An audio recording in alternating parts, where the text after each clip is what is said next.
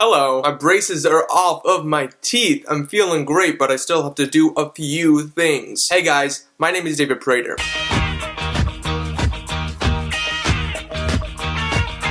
Welcome to the final video, finally, about braces. It took a while for me to come around to the idea of exclusively making this a channel for people to talk about braces, and then I'm glad I did, but also I'm glad it's over. I need to get out into the world already, and you need to come with me. So now that my braces are off, everything is awesome, good to go, feeling great. However, now that the braces are off, we are eternally in the retention stage. I don't know if it's eternal, by the way. It could be like a year or two. I just know that I don't want my teeth to go all over the place, so I will abide by the rules. First, I want to recap what I have on the bottom row of teeth. I have a permanent retainer, and that's simply a piece of wire that goes behind the bottom row of teeth that allows me to keep a perfect bottom row of teeth. And to keep that clean, the easiest way, they taught me actually when I got my braces off, the easiest way is probably just to use one of those flossers, like a Proxa brush, or one of those rubber flosser thingies. However, if you want to apply the same technique as when you're doing regular flossing, I learned how to do that as well. And if you have a permanent retainer, I will be glad to show you the practice right now. Floss. So let's pretend I'm going along, I'm flossing, I'm going, and then all of a sudden, what's this? I have a wire. I can't really floss that. Not true, you can. All you do is go between the teeth that has a wire behind it, just like that. And then what I do is take my tongue and I make sure to hold the floss back behind the teeth still, almost creating a loop, bring the other side of the floss down on the other side of the tooth, and then shoe shine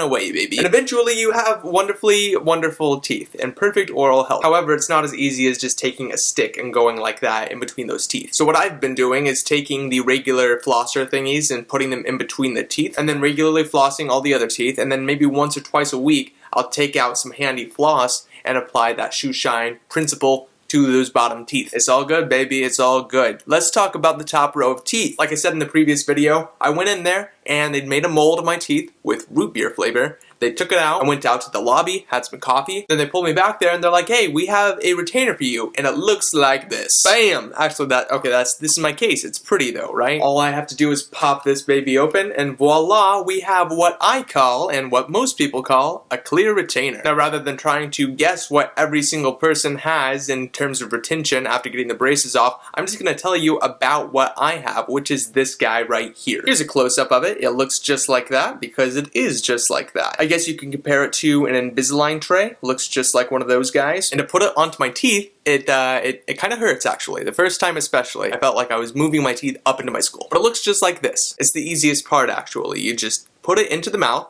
and then you click it up into place.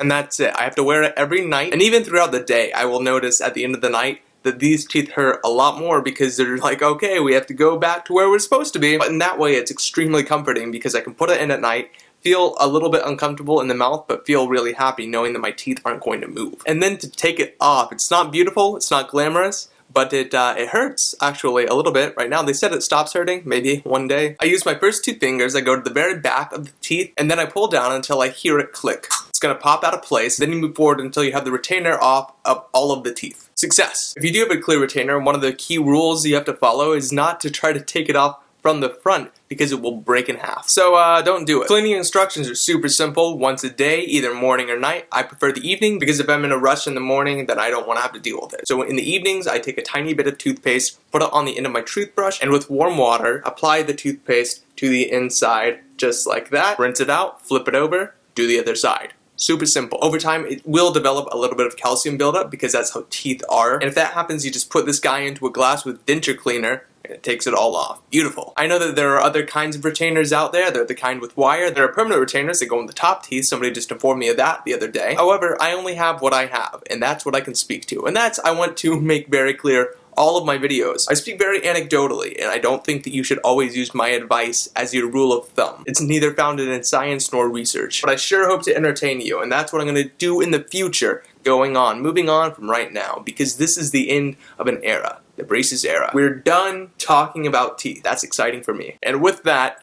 I'm gonna go. So yeah. Bye.